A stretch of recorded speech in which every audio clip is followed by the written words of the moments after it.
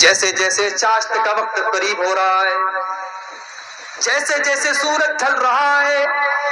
اللہ کے نبی کی کمزوری بڑھ رہی ہے، تکلیف بڑھ رہی ہے۔ آپ کی بیٹی فاطمہ سے اپنے باپ کو دیکھنے آتی ہے، اپنے باپ کو تکلیف میں دیکھتی ہیں، بڑے درد کے ساتھ حضرت فاطمہ کہتی ہیں واہ کر بابا، واہ کر بابا، ہائے میرے ابا کی تکلیف، ہائے میرے ابا کی تکلیف۔ اللہ کے نبی کہتے ہیں اے فاطمہ لیس علی ابیک کرب بعد اليوم، اے فاطمہ آج کے بعد تیرے باپ کے اوپر کوئی تکلیف آنے والی نہیں ہے، آج کی تکلیف تیرے باپ کی آخری تکلیف ہے، آج کے بعد تیرے باپ کے اوپر کوئی تکلیف نہیں آنے والی۔ حضرت فاطمہ کہتی ہیں اللہ کے نبی نے مجھ سے کان میں ایک بات کہی، میں ہنسنے لگی، میں رونے لگی، پھر آپ نے میرے کان میں کچھ کہا، میں ہنسنے لگی۔ اما عائشہ نے پوچھا کہ اے فاطمہ تیرے کان میں کیا کہا تھا؟ اللہ کے نبی نے ایسا کہ پہلے تو رونے لگی پھر ہنسنے لگی۔ حضرت فاطمہ نے کہا میں نہیں بتا سکتی، یہ میرے باپ کا راز ہے۔ جب اللہ کے نبی کا انتقال ہو گیا اور آپ دنیا سے چلے گئے تو حضرت عائشہ نے پوچھا کہ بیٹی اب تو اللہ کے نبی کا انتقال ہو چکا ہے، اب تو بتا دے تیرے کان میں اللہ کے نبی نے کیا کہا تھا؟ حضرت فاطمہ نے کہا اے امی جان اللہ کے نبی نے میرے کان میں یہ کہا تھا کہ اے فاطمہ جبریل امین ہر سال میرے پاس رمضان میں آتے ہیں اور مجھے ایک مرتبہ پورے قرآن کا دور کراتے ہیں، لیکن اس سال جب رمضان کا مہینہ آیا تو جبریل 2 مرتبہ میرے پاس آئے اور 2 مرتبہ انہوں نے قرآن کا دور کرایا۔ اے فاطمہ مجھے ایسا لگ رہا ہے کہ میری موت کا ٹائم آ چکا ہے، میرا آخری ٹائم آ چکا ہے۔ یہ سن کر کے میں رونے لگی۔ پھر میرے باپ نے میرے کان میں کہا کہ اے فاطمہ میرے گھر والوں میں، میرے اہل بیت میں سب سے پہلے مجھ سے ملاقات تم ہی کرو گی، اور اے فاطمہ کیا تم اس پر خوش نہیں ہو کہ تمام جنتی عورتوں کی سردار تم کو بنا دیا جائے؟ جب یہ سنا تو میں ہنسنے لگی، میں خوش ہو گئی۔ میرے پیارے ساتھیوں جیسے جیسے چاشت کا ٹائم قریب آ رہا ہے اللہ کے نبی کی کمزوری بڑھتی چلی جا رہی ہے۔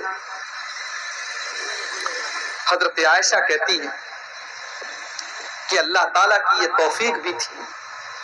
کہ آخری ٹائم میں میرا لعاب دہن اللہ کے نبی کے لعاب دہن کے ساتھ مل گیا، میرا تھوک اللہ کے نبی کے تھوک کے ساتھ مل گیا۔ اما عائشہ فرماتی ہیں جب اللہ کے نبی کی وفات کا دن تھا، سوموار کا دن تھا، آخری دن تھا، میرے بھائی عبد الرحمن آتے ہیں، وہ مسواک کر رہے تھے، وہ مسواک کر رہے تھے۔ اللہ کے نبی نے مسواک کو دیکھا، آپ نے ارادہ ظاہر کیا کہ عائشہ میں بھی مسواک کرنا چاہتا ہوں۔ اما عائشہ فرماتی ہیں میں نے اپنے بھائی سے مسواک کو لیا اور اپنے دانتوں سے میں نے مسواک کو نرم کیا، اپنے دانتوں سے میں نے مسواک کو نرم کیا اور پھر میں نے وہ مسواک اللہ کے نبی کے ہاتھ میں دے دی، اور اللہ کے نبی نے اتنے اچھے طریقے سے مسواک کی جیسے صحت اور تندرستی کی حالت میں آپ کیا کرتے تھے، اسی طریقے سے آپ نے مسواک کی۔ اس سے علماء نے ایک مسئلہ نکالا ہے کہ اگر انسان کو یہ احساس ہو کہ میرا آخری ٹائم ہے تو آخری ٹائم مسواک کرنا چاہیے تاکہ اللہ کے پاس صاف منہ لے کر کے انسان جائے۔ آخری ٹائم میں مسواک کرنا بھی اللہ کے نبی کی ایک سنت ہے۔ مسواک کیا۔ اما عائشہ فرماتی ہیں کہ میرا لعاب دہن اللہ کے نبی کے لعاب دہن کے ساتھ مل گیا، اور جب اللہ کے نبی دنیا سے گئے تو میری گود میں سر رکھے ہوئے تھے، میرے پہلو پر آپ سر رکھے ہوئے تھے، میری گود میں آپ لیٹے ہوئے تھے، اور اسی حالت میں اللہ کے نبی کا انتقال ہوا تھا۔ تھوڑی دیر کے بعد حضرت عائشہ کہتی ہیں اللہ کے پیارے نبی بے چین ہو گئے، آپ کے بغل میں ایک پیالے میں پانی رکھا ہوا، آپ بار بار اس پیالے میں ہاتھ ڈالتے اور اپنے چہرے پر آپ پانی ڈالتے اور کہتے لا الہ الا اللہ ان للموت سکرات، اللہ کے سوا کوئی معبود نہیں ہے، بے شک موت کی سختیاں ہوتی ہیں، بے شک موت کی سختیاں ہوتی ہیں۔ اما عائشہ فرماتی ہیں کہ پہلے میں موت کی سختی کو پسند نہیں کرتی تھی، پہلے میں موت کی سختی کو برا سمجھتی تھی، لیکن جب میں نے اپنے نبی کے اوپر موت کی سختیوں کو دیکھا میں سمجھ گئی کہ موت کی سختی تو کسی کے اوپر بھی آ سکتی ہے۔ میں اس کے بعد کبھی بھی میں موت کی سختی کو ناپسند نہیں کرتی تھی۔ اللہ کے پیارے نبی نے بھی موت کی سختی کو محسوس کیا۔ میرے پیارے ساتھی اب بار بار اپنے چہرے پر پانی ڈال رہے تھے اور کہہ رہے تھے لا الہ الا اللہ ان للموت سکرات، بے شک موت کی سختیاں ہوتی ہیں۔ پھر آپ نے آسمان کی طرف اپنے دونوں ہاتھ اٹھائے اور آپ نے فرمایا مع الذین انعمت علیہم من النبیین والصدیقین والشہداء والصالحین، اے اللہ تو مجھے ان لوگوں کے ساتھ شامل فرما دے جن پر تو نے انعام کیا ہے، تو مجھے اپنے نبیوں کے ساتھ شامل کر دے، اپنے صدیقین بندوں کے ساتھ شامل کر دے، اپنے شہداء کے ساتھ شامل کر دے، اپنے صالحین کے ساتھ تو مجھے شامل کر دے۔ اتنا کہا اللہ کے نبی نے، اور اس کے بعد آپ کی زبان پر یہ الفاظ تھے اللہم الحقنی بالرفیق الاعلی، اللہم الحقنی بالرفیق الاعلی، اللہم الحقنی بالرفیق الاعلی، اے اللہ تو مجھے اپنے رفیق اعلیٰ کے پاس بلا لے، اے اللہ تو اپنے نیک بندوں کے ساتھ مجھے شامل فرما دے۔ یہ کہتے ہوئے اللہ کے نبی کے ہاتھ دھیرے دھیرے نیچے آتے چلے گئے اور آپ کے بدن سے آپ کی روح نکل گئی۔ انا للہ و انا الیہ راجعون۔ یہ سوموار کا دن تھا، یہ 12 ربیع الاول کی تاریخ تھی میرے بھائی۔ امت کی تاریخ میں اس سے زیادہ غم کا کوئی دن نہیں تھا، اس سے زیادہ افسوس کا کوئی دن نہیں تھا۔ حضرت فاطمہ اپنے باپ کی موت کا یہ منظر اپنی آنکھوں سے دیکھ رہی ہیں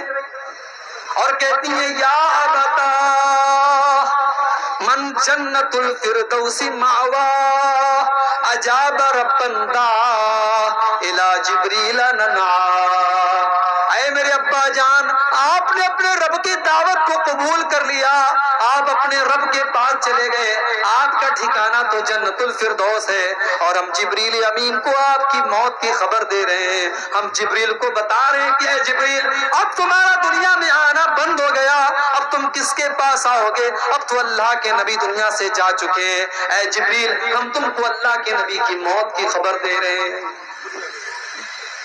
اللہ کے نبی کی وفات کی خبر صحابہ کے لیے برداشت کے باہر تھی میرے پیارے ساتھی، صحابہ کے لیے برداشت کے باہر تھی۔ حضرت انس کہتے ہیں جس دن اللہ کے پیارے نبی مدینہ آئے اضاء منہا کل شیء، مدینہ کی ہر چیز روشن ہو گئی، اور جس دن اللہ کے نبی دنیا سے تشریف لے گئے، آپ کا انتقال ہوا، اس دن مدینہ کی ہر چیز اندھیری ہو گئی، ہر چیز تاریک ہو گئی، ہر چیز کالی پڑ گئی۔ اسی وفات کے موقع پر جب اللہ کے نبی کی وفات ہوئی، حضرت عمر فاروق نے کہا کہ یہ غلط بات ہے، اللہ کے نبی کی وفات نہیں ہوئی ہے۔ حضرت عمر نے کہا اللہ کے نبی تو واپس آئیں گے اور ان لوگوں کے ہاتھ اور پیر کاٹ ڈالیں گے جو یہ کہتے ہیں کہ اللہ کے نبی کو موت آ گئی، آپ کی وفات ہو چکی ہے۔ یعنی حضرت عمر کا دماغ یہ ماننے کو تیار ہی نہیں ہے کہ اللہ کے نبی کو موت آ سکتی ہے، آپ کی وفات ہو سکتی ہے۔ مگر اس موقع پر اگر کسی نے بہادری کا ثبوت دیا، ہمت کا ثبوت دیا، جرأت کا ثبوت دیا، تو ابو بکر صدیق رضی اللہ تعالی۔ جب ابو بکر صدیق کو پتا چلا اللہ کے پیارے نبی کی وفات کی خبر ملی، بخاری کے الفاظ ہیں ابو بکر صدیق آئے اور آتے ہی سیدھے اماں عائشہ کے کمرے میں داخل ہوئے۔ اللہ کے نبی کی وفات ہو چکی ہے، آپ کی ڈیڈ باڈی موجود ہے، آپ کے بستر پر آپ کو لٹایا گیا ہے۔ حضرت ابو بکر نے اللہ کے نبی کی پیشانی کو چوما، آپ کے ماتھے کو چوما اور روتے ہوئے کہا بے ابی انت و امی، میرے ماں باپ آپ کے اوپر قربان ہو جائیں، لن یجمع اللہ علیک موتتین ابدا، اے اللہ کے نبی اللہ تعالیٰ آپ کو دو موت نہیں دے گا، ایک موت سب کو آتی ہے وہ آپ کو آ چکی ہے، اب دوسری کوئی موت آپ کو آنے والی نہیں ہے۔ اس کے بعد حضرت ابو بکر صدیق مسجد میں آئے، مسجد میں صحابہ کا مجمع لگا ہوا، عمر فاروق بڑے غصے میں کھڑے ہیں، حضرت ابو بکر صدیق نے کہا بیٹھ جاؤ، لیکن حضرت عمر بیٹھنے کے لیے بھی تیار۔ اس کے بعد حضرت ابو بکر صدیق منبر کے قریب آتے اور خطبہ دیتے اور اللہ کی حمد و ثنا بیان کرنے کے بعد سورہ آل عمران کی آیت نمبر 144 کی تلاوت کرتے ہیں۔ وَمَا مُحَمَّدٌ الا رسول قد خلت من قبلہ الرسل، ارے محمد تو ایک رسول ہے، آپ سے پہلے بھی دنیا میں رسول آئے ہیں، افإن مات او قتل، اگر آپ کو موت آ جائے یا آپ قتل کر دیے جائیں، انقلبتم علی اعقابکم، تو کیا تم اپنی ایڑیوں کے بل پلٹ جاؤ گے؟ ومن ينقلب علی عقبیہ، اور جو اپنی ایڑیوں کے بل پلٹ جائے، فلن یضر اللہ شیئا، وہ اللہ کا کچھ بھی نہیں بگاڑ سکتا۔ جب یہ آیت پڑھی حضرت ابوبکر صدیق نے، صحابہ کہتے ہیں یہ آیت تو پہلے سے قرآن میں موجود تھی اور پہلے بھی ہم اس آیت کو پڑھتے تھے، مگر آج ایسا لگا جیسے یہ آیت آج ہی نازل ہوئی ہے اور پہلی مرتبہ ہم ابوبکر صدیق کے منہ سے اس آیت کو سنیں۔ اس کے بعد حضرت ابوبکر صدیق نے بڑی تاریخی بات کہی تھی، وہ بات سونے کے حروف سے لکھے جانے کے قابل ہے۔ حضرت ابوبکر نے کہا تھا من کان یعبد منکم محمدا فإن محمدا قد مات، او لوگوں جو محمد کی عبادت کرتا تھا، جو محمد کو اپنا رب مانتا تھا، وہ یہ سن لے کہ محمد صلی اللہ علیہ وسلم اللہ تعالیٰ کے پاس جا چکے ہیں، آپ کو موت آ چکی ہے۔ ومن کان یعبد اللہ، اور جو اللہ کی عبادت کرتا ہے، جو اللہ کو اپنا رب مانتا ہے، فإن اللہ حی لا یموت، تو وہ یہ کان کھول کر کے سن لے کہ اللہ تعالیٰ اکیلی ایسی ذات ہے کہ وہ زندہ رہنے والا ہے، اس کو کبھی موت آنے والی نہیں ہے۔ جب یہ تقریر کی حضرت ابوبکر صدیق نے، حضرت عمر کہتے ہیں کہ میرے پاؤں زمین پر نہیں ٹکے اور میں زمین پر بیٹھ گیا اور مجھے یقین ہو گیا کہ اللہ کے پیارے نبی دنیا سے جا چکے۔